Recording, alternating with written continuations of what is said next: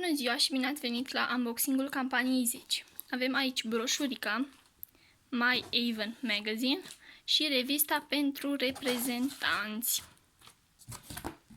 Facturica o să o dau la o parte. A fost o comandă destul de mică și am să încep cu produsele comandate pentru mine. Mi-am comandat din broșură acest set de 3 produse.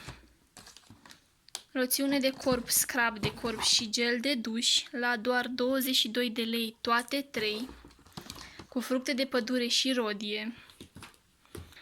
De asemenea, mi-am comandat această cremă multifuncțională de 400 de ml la doar 16 lei.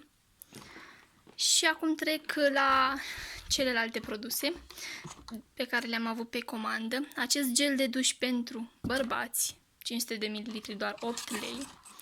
Acest parfum Individual Blue la 100 de ml, doar 25 de lei.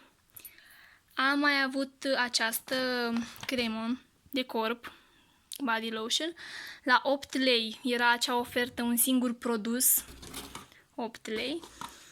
Noutate, am comandat-o de asemenea pentru mine, body lotion pentru noapte. Am luat-o cu doar 9 lei din revistuța pentru reprezentanți. Și aceste două creme cu iaurt și miere de 400 de ml, multifuncționale, cu doar 9 lei din nou din revista pentru reprezentanți.